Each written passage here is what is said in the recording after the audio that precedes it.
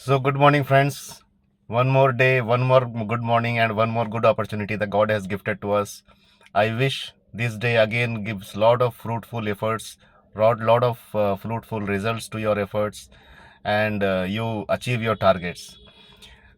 This morning, I was just thinking about a little bit of the cash flow things when we talk about any project. So, cash flow is something which is you can't imagine a project without cash flow.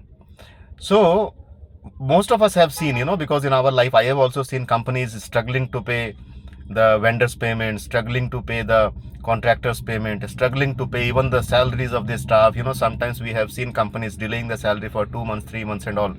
So most of the time we thought that, okay, there are issues, there are profitability issues and other things. Trust me, one thing, most of these cases, profitability issues are rare.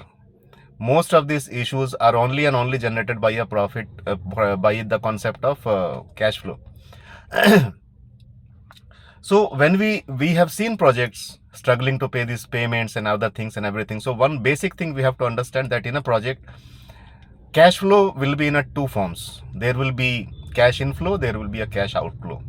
Naturally, unless you earn, you can't give away. So in order to maintain a healthy project, you must have your cash inflow more than your cash outflow, or at least equal, if at all you want to come out of a project at par. Nowadays, making profits in a construction project or a industrial project is, how difficult it is. So that is how it is.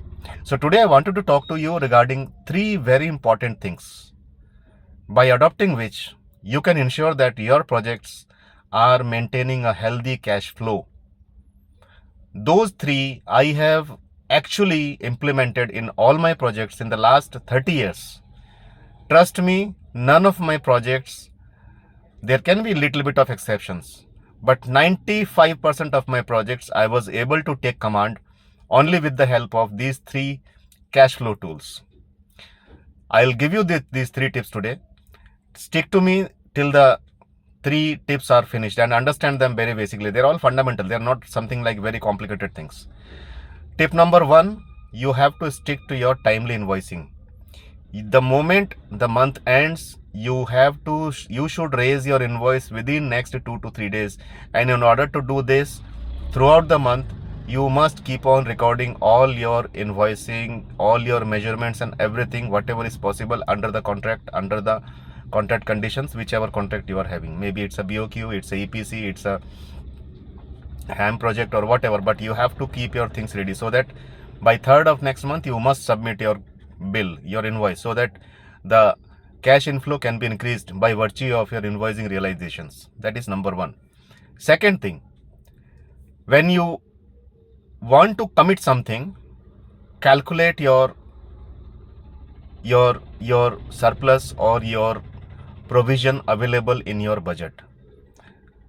I mean to say, when you want to issue a work order, a purchase order or something, please reconcile this, what kind of provisions you are having. If you don't have a provision, you will end up in a trouble. So that is the second part of it. So that means, in a simple word, if you have 1,000 rupees in your pocket, you can't buy a product of 1,200 rupees. Somewhere you have to be within 1,000 rupees only, because you have a provision of 1,000 only. Third and the most important thing is, throughout our project, we work under so much of pressure, we work under so much of commitments, time commitments, cost commitments, delivery commitments. Client is shouting, this is happening, that is happening, and we get totally lost and we lose our vision. However pressure there may be, the only thing you should see, what I am doing today, whether it is within my scope or not. If it is not in your scope, either it's an extra claim or it's a variation. So as a person who is working for a contracting firm or even a client firm also, if at all the scope is not written down firmly in your contractual documents, contractual provisions, contractual conditions, you have to make sure that you immediately raise the alarm, immediately keep record of it. And my only suggestion to all the young engineers, all the middle level people, all the aspiring leaders, do not do any work if at all it is not spelled out properly in your BOQ or in your conditions of contract or in your scope of work.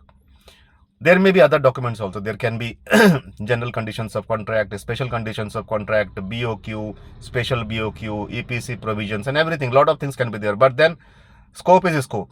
So never violate this. So this is what I wanted to share with you today. In the days to come, we'll talk more about these things. We'll talk more about our project balance sheet. We'll talk more about project management, other tools. So this is how we will continue this journey. And I'm sure this with journey, within a short span of time, we'll create a very good community of industry professionals wherein we'll share our ideas, we'll help each other, we'll try to raise each other in terms of our career, in terms of the betterment of the society, in terms of the betterment of our construction industry, and in terms of our India's Vision 2047, wherein we can contribute best possible for our infrastructure growth. Wish you all the very best. Have a great day ahead. God bless.